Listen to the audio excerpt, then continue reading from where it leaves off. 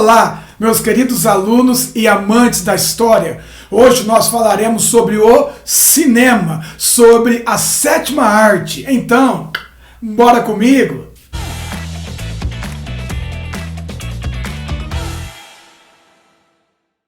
Antes de mais nada, pessoal, vamos deixar claro que não é um curso sobre a história do cinema, e sim a importância do cinema, análise de filmes, seus contextos históricos voltados para o vestibular. Logicamente, para todos apaixonados pelo cinema e também para vocês, meus alunos que vão prestar vestibular, será uma aula muito útil, espero muito agradável também.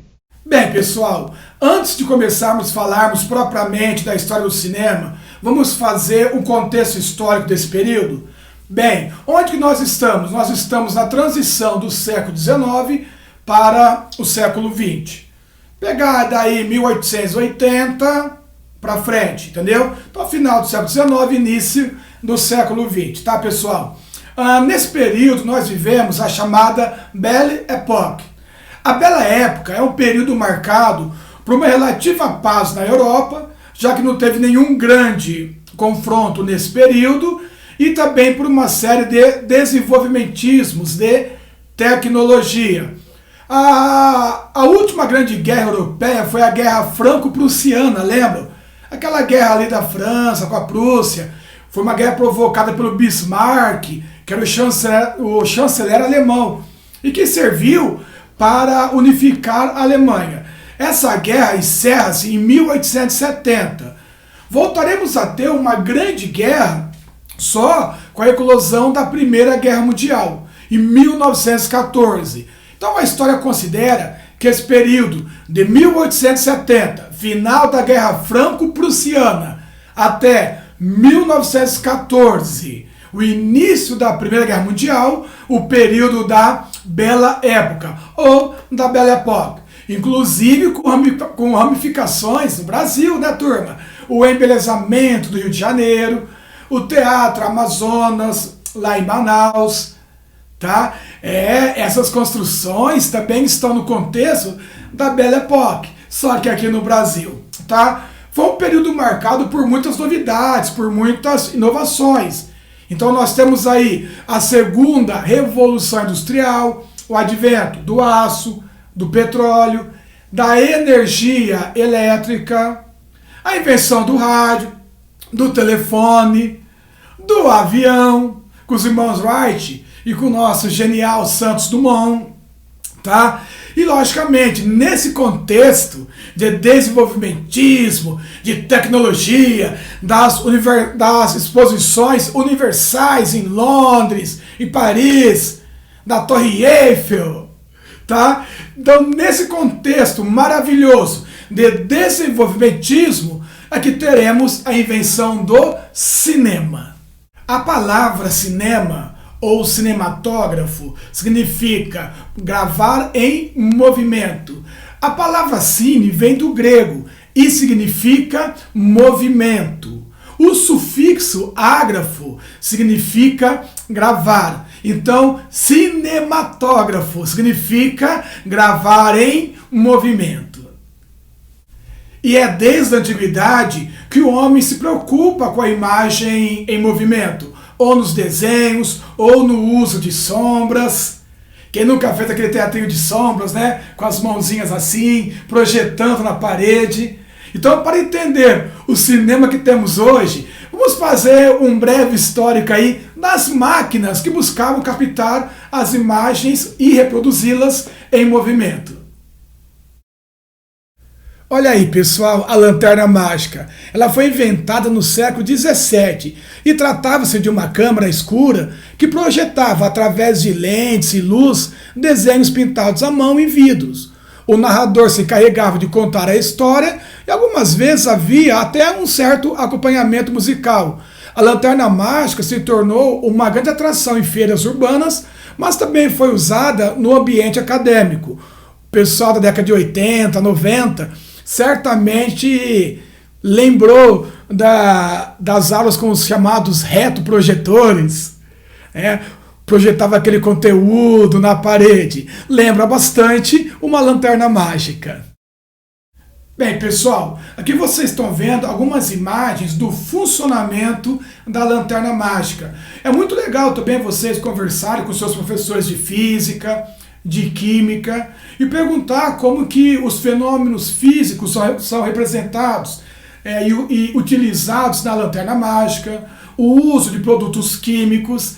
Tudo isso vai engrandecer ainda mais o conhecimento de vocês. Olha que bacana!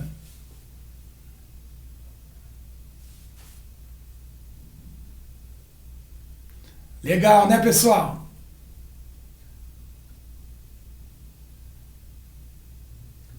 Essa é a chamada lanterna mágica. Sem dúvida, até hoje ainda pode ser uma boa diversão e também uma diversão educacional para nossas crianças, nossos filhos, para as crianças estudantes desse Brasil inteiro aí. Vamos ver agora a máquina praxenoscópio, que foi inventada por Charles Raynaud em 1877. Turminha, o praxenoscópio consistia no aparelho de formato circular, no qual as imagens iam se sucedendo e davam a sensação de que estavam se movendo. Inicialmente restrito ao ambiente doméstico, Raynaud conseguiria, em 1888, aumentar o tamanho de sua máquina. Isso permitiu projetar os desenhos para plateias maiores e estas performances ficaram muito conhecidas como teatro óptico. Outra máquina muito famosa é o chamado cinetoscópio, que foi inventado em 1894 pelo genial Thomas Edison. O cinetoscópio, turminha, era uma máquina individual, onde se assistia filmes de curta duração, como vocês estão vendo aí na foto. Um de cada vez, olhando por uma abertura ali. O invento só foi possível porque Thomas Edison criou uma película de celulóide capaz de guardar as imagens e assim projetá-las através das lentes. Só agora nós chegamos no cinematógrafo, lembra? Gravar em movimento. E devemos, sobretudo, essa invenção, nunca é apenas, mas sobretudo, aos irmãos Auguste e Louis Lumière. Os irmãos Lumière, apaixonados por inventos, por artes, tá? Criaram uma máquina capaz de gravar e projetar as suas gravações, projetar os seus filmes, o chamado cinematógrafo. Bem, turminha, ao contrário dos outros aparelhos, esse permitia gravar e projetar as imagens, tornando a atividade muito mais prática, lógico. Ambos estavam a par das descobertas de Thomas Edison e fizeram pequenas alterações nos fotogramas para evitar problemas legais. Dessa maneira, o invento dos irmãos Lumière superou os concorrentes e transformou-se no aparelho preferido daqueles que desejavam registrar imagens em movimento. Os irmãos Lumière eram filhos de um fabricante de materiais fotográficos, lá na cidade de Lyon. E no dia 28 de dezembro de 1895, vão fazer a apresentação de 10 filmes. Essa é considerada a primeira exibição cinematográfica, tal como conhecemos hoje. Então vamos ver imagens de 2 desses 10 filmes apresentados nesse dia histórico. Estas são imagens da chegada do trem à estação de La Ciotat. O interessante é que no momento da exibição, muitas pessoas ficaram assustadas com o trem vindo meio que na direção da tela. Alguns saíram até correndo da sala de cinema, assustados com essa situação, com a chegada do trem à estação. Este outro filme chama-se A Saída dos Operários da Fábrica de Lyon, também dos irmãos Lumière.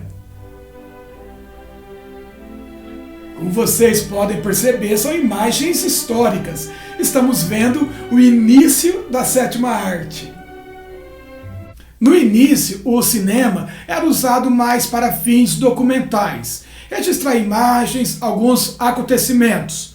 Mas, muito rapidamente, vai surgir o cinema narrativo, contando histórias, contando fábulas, coisas que apenas o cinematógrafo poderia fazer utilizando imagens em movimento.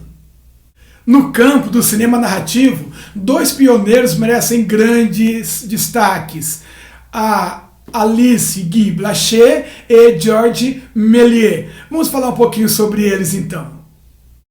A primeira pessoa a explorar a via narrativa do cinema foi a francesa Alice Guy Blaché, autora de quase 1000 obras. Ela fez o primeiro filme baseado num conto popular, A Fada dos Repolhos.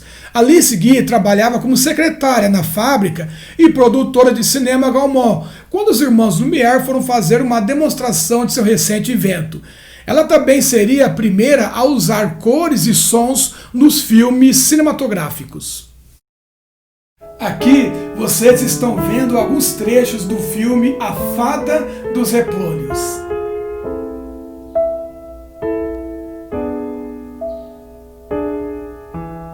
Muito bacana, né, pessoal? Histórico, sem dúvida alguma.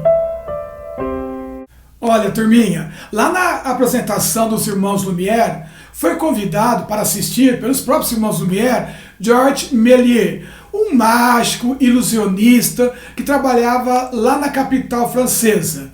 Méliès ficou encantado com a invenção do cinema e aí começou a escrever, a pensar como que ele poderia usar o cinematógrafo em seus shows também. E assim Méliès vai nos deixar obras maravilhosas, obras impressionantes para a época, como A Viagem à Lua. Este filme é uma adaptação da obra Viagem à Lua de Júlio Verne. Olha que bacana, como já há muito tempo, desde o início do cinema, nós já percebemos obras sendo adaptadas para o cinema.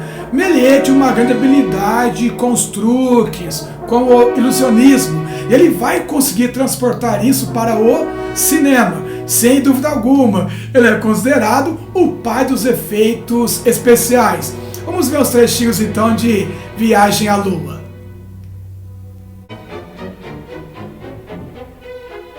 Efeitos impressionantes para a época, né, turma? Méliès é um dos pais aí desses efeitos especiais que vocês estão vendo. E sem dúvida alguma vai influenciar uma série de filmes que vem depois com esse motivo espacial, viagens, conquistas espaciais. Seria um precursor, né, turma, do 2001, Uma Odisseia no Espaço, e de outros tantos filmes com esse motivo, com esse tema. Ah, fantástico! É genial o Viagem à Lua de Georges Méliès. É isso aí, turma. Espero que tenham gostado e aprendido um pouco mais sobre o cinema. Na nossa próxima aula nós veremos o expressionismo alemão no cinema e o movimento soviético. Dois movimentos importantíssimos e imperdíveis para o vestibular. O expressionismo, contexto, Primeira Guerra Mundial, pós-Primeira Guerra.